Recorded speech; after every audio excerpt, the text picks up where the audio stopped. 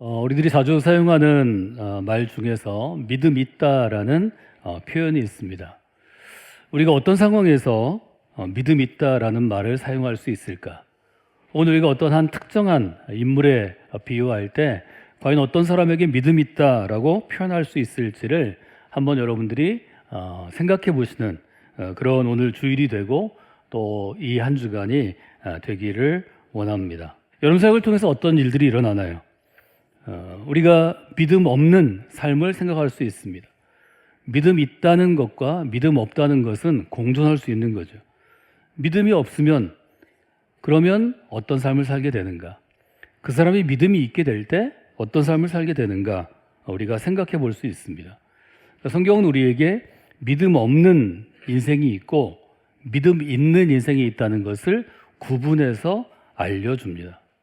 우리 아이들을 두고 기도할 때 하나님, 믿음 없는 이 아이가 믿음 있는 인생으로 변화되게 하여 주시옵소서, 이렇게 기도하는 것처럼 자기 자신이 기도하다가 자기 자신의 믿음을 보고 믿음 없는 제가 부모인데 믿음 있는 부모가 되기를 원합니다.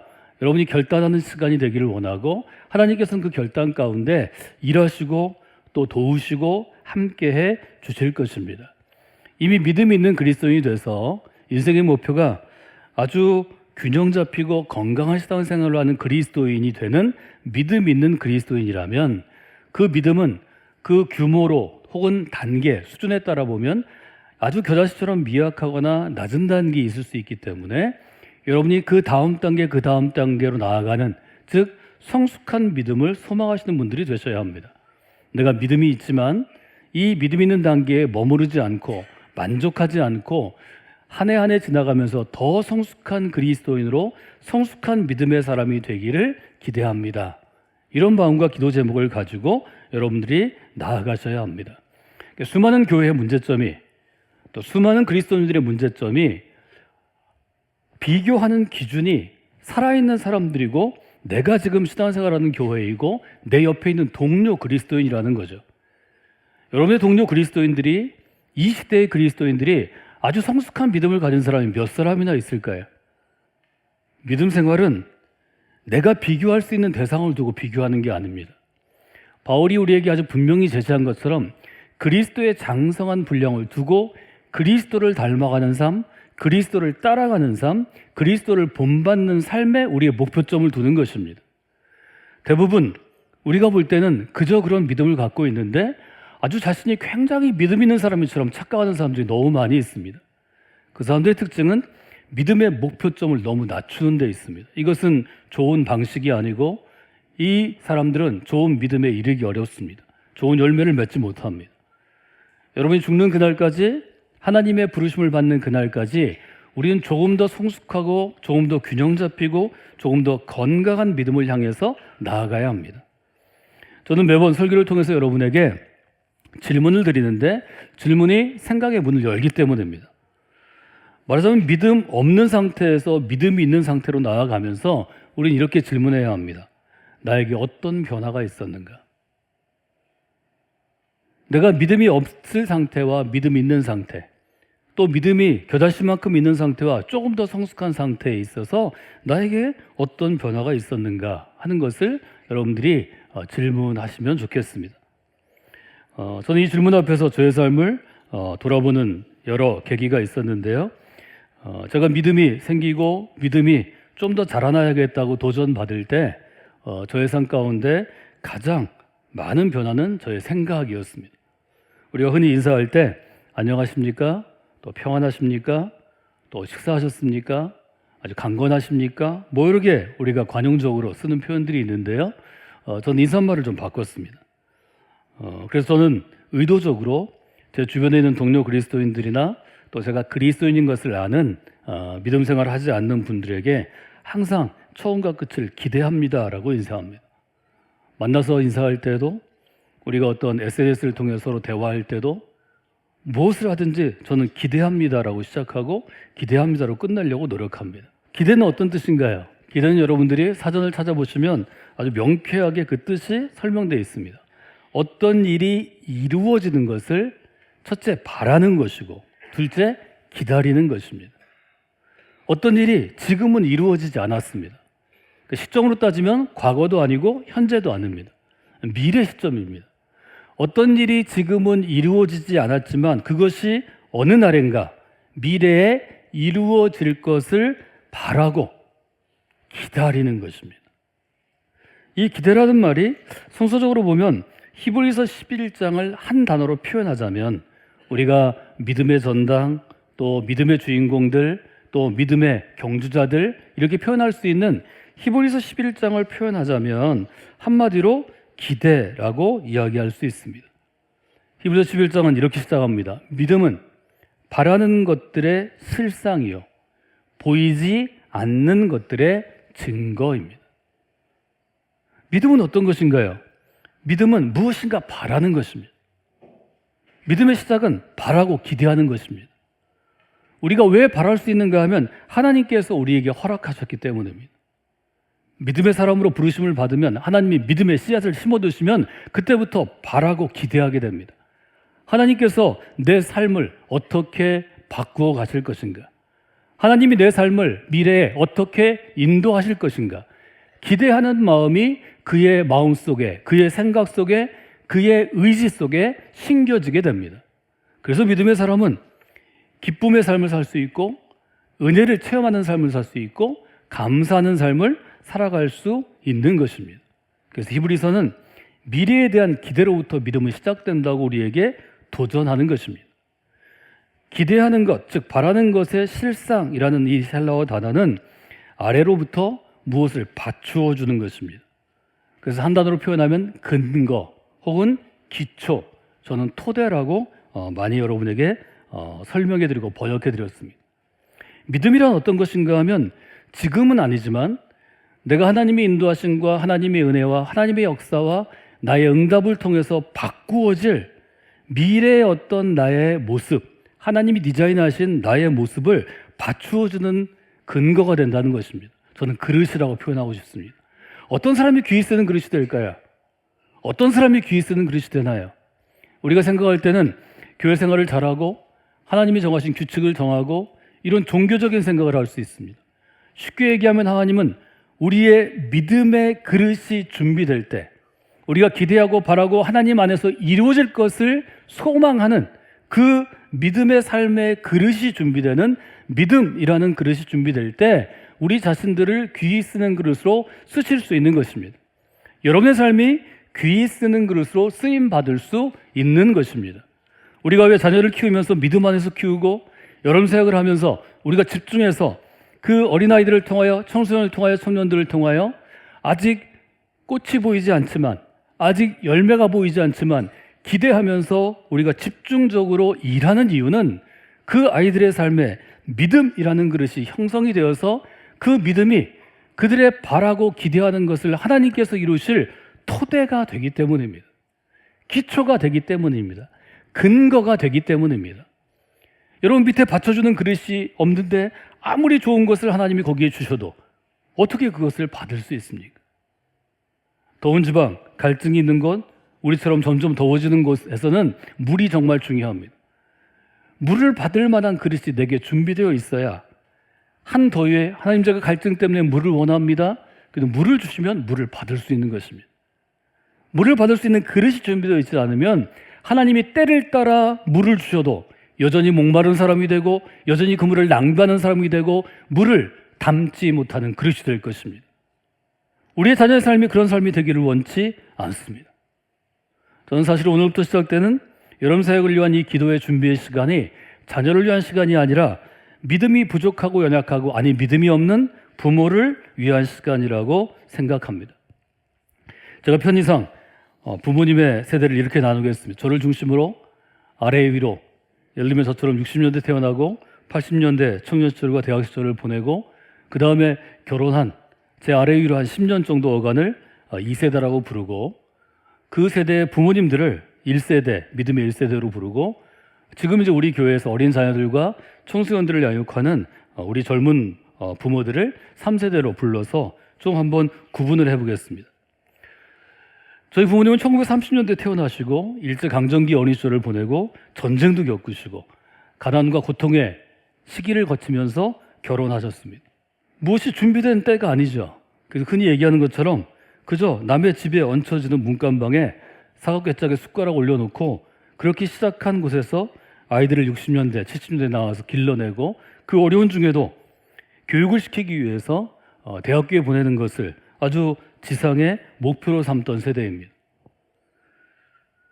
그 중에서 특별히 믿음 있는 그리스도인으로 신앙생활을 하시던 분의 삶을 제가 두 가지 중요한 축으로 구분해 봤습니다. 첫째는 아이들을 어떻게든 공부를 시켜서 대학 교육을 마치게 하는 것. 그것이 이분들의 목표였습니다. 또 하나는 그 어려운 시절에도 하나님 중심, 교회 중심의 신앙을 심어줘서 아이들이 철저하게 신앙생활하고 교회를 섬기는 일꾼 되기를 바라신 분들이었습니다.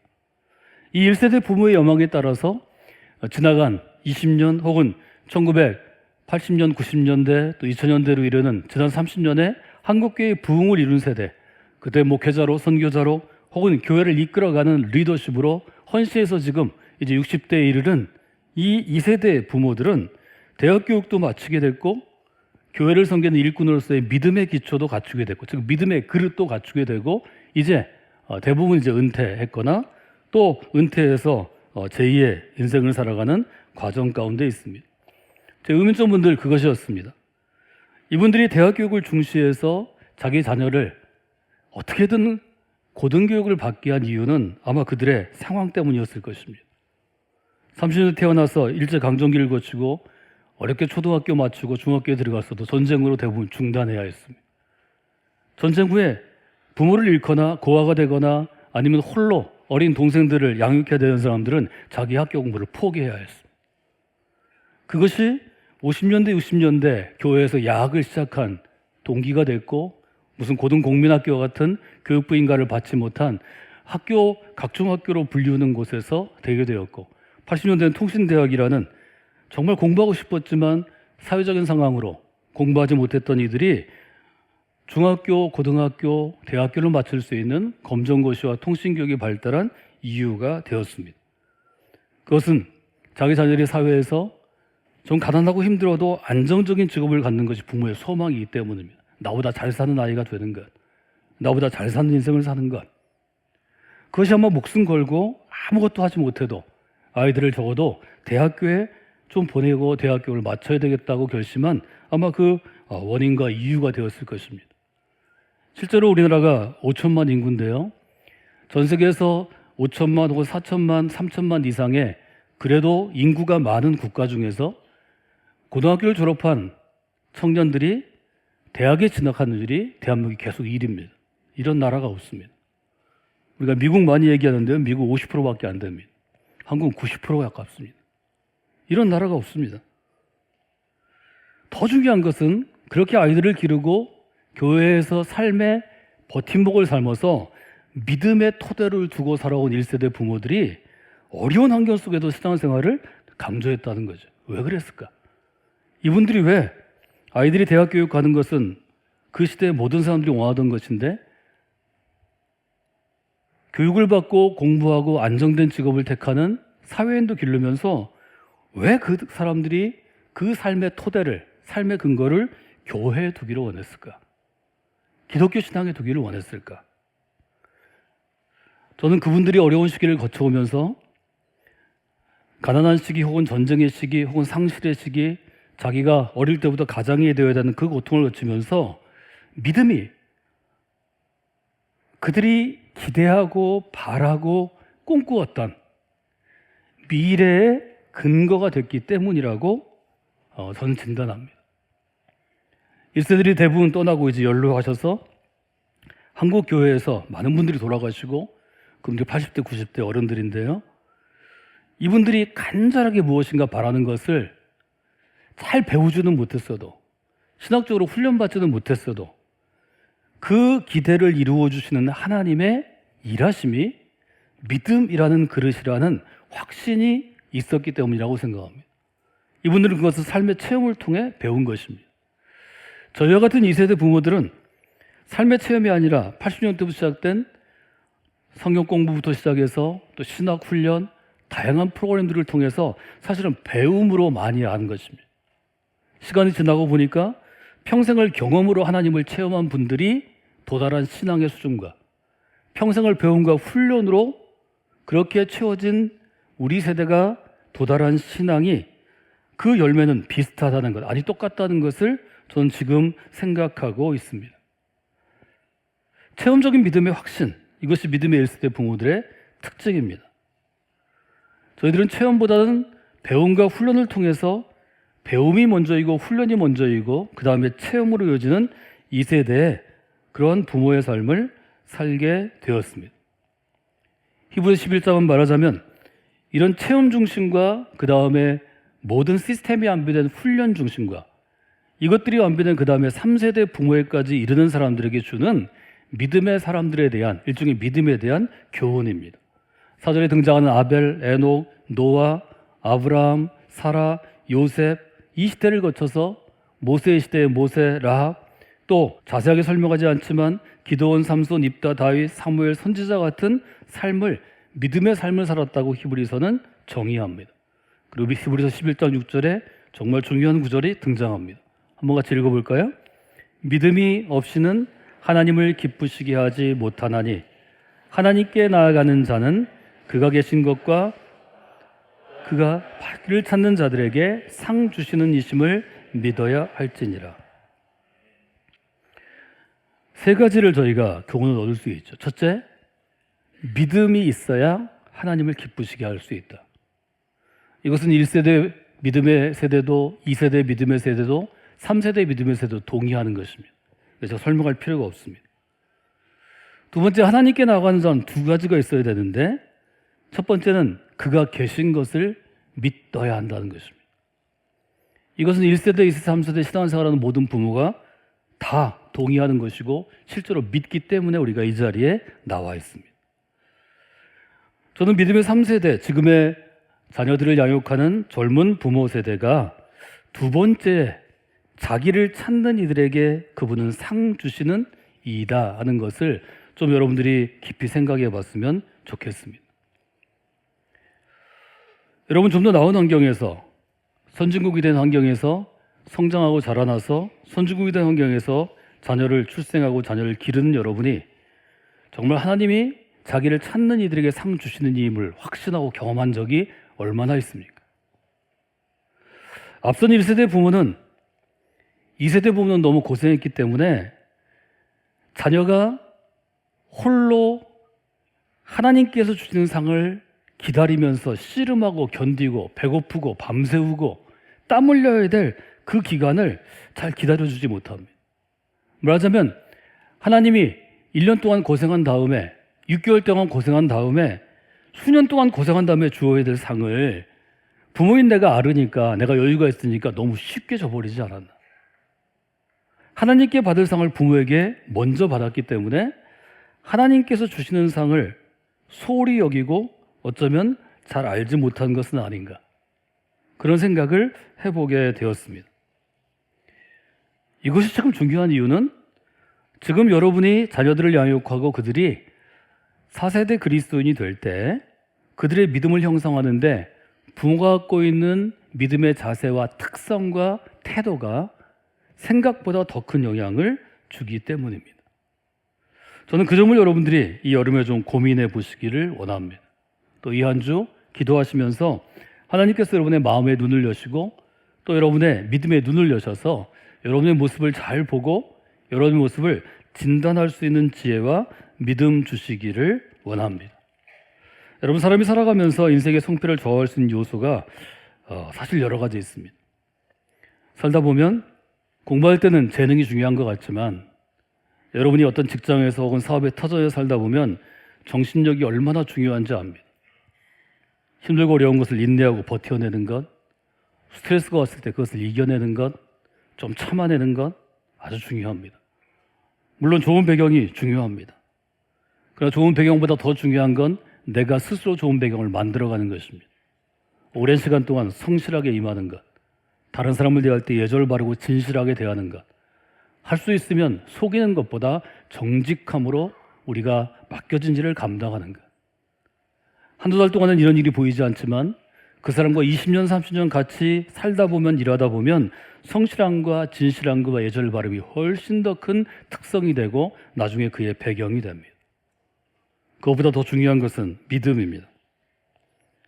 저는 오늘 여러분에게 귀 쓰는 그릇이 되기 위해서는 믿음이라는 그릇을 준비하고 닦아내고 업그레이드 시켜야 된다고 지금 말씀을 드리는 것입니다. 성공적인 그리스도인을 살아가려면 믿음 있는 삶을 살아야 하고, 믿음 있는 삶을 한두 달이 아니고 10년, 20년, 아니 평생 살아가려면 미래에 대한 기대를 품고 살아야 합니다. 미래를 기대하는 것이 너무 중요합니다. 오늘 제가 드리는 설교는 이번 주 새벽기도의 주제 가운데 제 시작 설교입니다. 저는 이번 주에 빅터 프랭클에 대한 몇 가지 예들을 들고 또 믿음의 삶의 소리가 받을 것들을 설명하려고 합니다. 빅터 프랭클은 오스트리아 비인에서 1905년 3월에 태어났습니다. 근데 그의 배경에서 중요한 것은 그의 부모가 영적으로 좀 신앙심이 깊은 사람이었다는 거죠. 여러분이 믿음이 있는 부모가 되면 아이들에게 어떤 좋은 영향력, 좋은 배경이 생기는가 하면 다른 사람을 돕는 것을 진심으로 할 줄 아는 사람으로 키우는 것입니다. 이 어린아이가 10살 되기 전에 다른 사람을 돕기를 결심하고, 그것이 그 당시 몇 가지 사건 때문에 정신 영역을 다루는 정신과 의사가 되겠다고 결심합니다. 그리고 인간의 심리를 공부하는데 고등학교에서 심리학을 공부하면서 고등학생인 그가 나중에 20세기와 21세기에 가장 큰 영향을 주는 프로이트에게 편지를 쓰게 합니다. 프로이트와 서신을 주고받다가 나중에는 그가 쓴 논문을 보냈는데, 프로이트가 볼 때 이것은 아주 좋은 논문이었기 때문에 국제정신분석학 계지에 실어줄 정도였습니다. 대학을 졸업한 다음에는 그는 당대의 가장 위대한 심리학자였던 프로이트의 사실은 반대편에 섰게 된 아들러의 매력을 느끼고 아들러와 교제하기 시작합니다. 이것이 그가 인간의 심리를 연구하고 또 지금까지 영향을 준 이유가 되었습니다. 프로이트와 아들러와 빅터 프랭클이 다른 점이 있습니다. 프로이트가 됐든 아들러가 됐든 이 두 분은 그 사람의 과거, 한 사람의 과거에 집중합니다. 여러분, 프로이트가 쓴 용어를 우리가 다 쓰고 있는데요. 트라우마란 말을 요즘 누구나 익숙한 일반 용어가 됐습니다. 나는 과거에 그게, 그 사건이, 그 사람이, 그 상처가 트라우마가 됐어. 그것이 오늘의 나에게 영향을 줘. 내일의 나에게도 영향을 줄 거야. 과거로부터 벗어나는 방법을 연구하고 그것이 상담의 기본 틀이 되었습니다. 과거를 중시하는 것입니다. 빅터 프랭클은 미래의 관점을 뒀습니다. 과거에 어떤 삶을 살았어도 미래에 무엇인가를 기대하고 바라고 이루려고 노력할 때 인간에게 큰 영향을 준다는 것을 프랭클이 주장합니다. 미래에 기대하는 것, 그가 바라는 것을 아주 눈에 보이는 목표점을 두고 노력하면 개인의 성장과 발전에 엄청난 영향을 준다는 것입니다. 그것이 빅터 프랭클이 나중에 제안하고 또 이론화시킨 의미치료, 로고세라피입니다. 프랭클은 의학 박사학위를 이수하는 동안 1928년, 29년 그의 나이가 젊음에도 불구하고 유럽의 7개 도시에서 10대를 위한 무료 상담센터를 운영합니다. 놀랍게도 그 결과로 자살하는 청소년의 숫자가 줄게 되었습니다. 이것은 의미 있는 유의미한 결과입니다. 하나님께서 우리에게 믿음의 삶을 주시고 믿음으로 살게 하는 것은 우리 주변의 사람들이 하나님의 선함의 결과를 받게 하는 것입니다.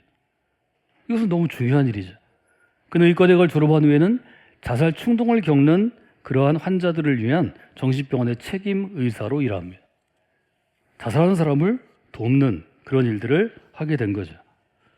그래서 그때부터 시작한 전문적인 서적이 의사와 정신이라는 책입니다.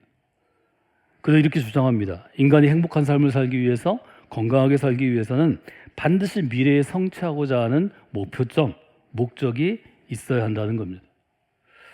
그 로스차일드 병원에서 만난 가도사와 결혼하고 또 그의 부모와 함께 미래에 대한 계획을 할 때 독일 나치 정권이 결국 전쟁을 일으켰고 그는 수용소로 끌려갑니다. 그는 유대인이었기 때문입니다. 아시는 것처럼 그는 수용소에서 부모를 잃고 아내를 잃습니다. 아우슈피츠에 갔다가 나중에 다른 곳으로 끌려가게 돼서 텔레진드로 가고요. 여러 곳으로 가게 되는데요. 그곳에서 그는 여러 가지 일을 겪습니다. 그가 버틸 수 있었던 이유, 나중에 그가 수용소를 나와서 썼던 죽음의 수용소에서라는 책이 수많은 사람들에게 자기의 상처를 극복하고 자기 어려움을 극복하고 미래를 위해서 다시 살 수 있는 기회를 주었는데 그는 자기가 수용소에서 죽지 않고 살 수 있었던 것을 미래를 향한 결심에 둡니다. 그가 아주 생명처럼 여기던 또 하나의 원고, 가족처럼 여기던 그 원고 의사와 정신을 그는 나치에게 빼앗기고 아주 굉장한 시리에 빠져 있습니다.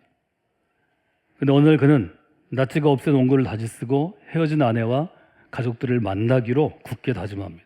이 결심이 그를 죽음의 수용소에서 살려냈다고 그는 쓰고 있습니다.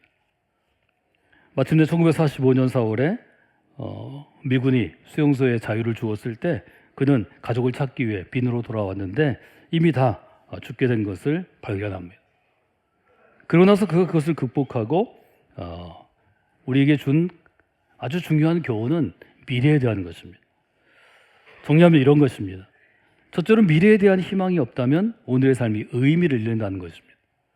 저는 이거 히브리서 11장 1절과 2절의 9절의 주제와 아주 교훈과 이어져 있기 때문에 여러분들이 잘 생각하시면 좋을 것 같습니다. 두 번째로 살아야 될 이유가 있는 사람은 어떤 어려움이 와도 어떻게 해서든지 이겨내게 된다는 것입니다. 또 이기려고 노력하게 된다는 것입니다. 그래서 저는 우리의 자녀들을 위해 기도하면서 이렇게 여러분들이 기도하기를 원합니다. 우리의 자녀들에게 또 여러분에게 미래를 기대하는 믿음이 있어야 합니다. 하나님이 이끌어 가실 미래, 믿음의 그릇으로 채워질 때 하나님이 만들어 가시는 미래를 기대해야 하는데 그 미래를 기대하는 믿음으로 여러분 사역 가운데 함께하는 우리의 자녀들이 미래의 날을 디자인할 수 있도록 미래의 날을 좀 생각하고 기대하고 꿈꿀 수 있도록 여러분이 기도해 주시는 것이 중요합니다. 이렇게 기도할 때 하나님께서 여러분이 과거에 붙잡혀 있다면 하나님이 이루실 미래를 향하여 여러분의 시선을 돌리실 것입니다.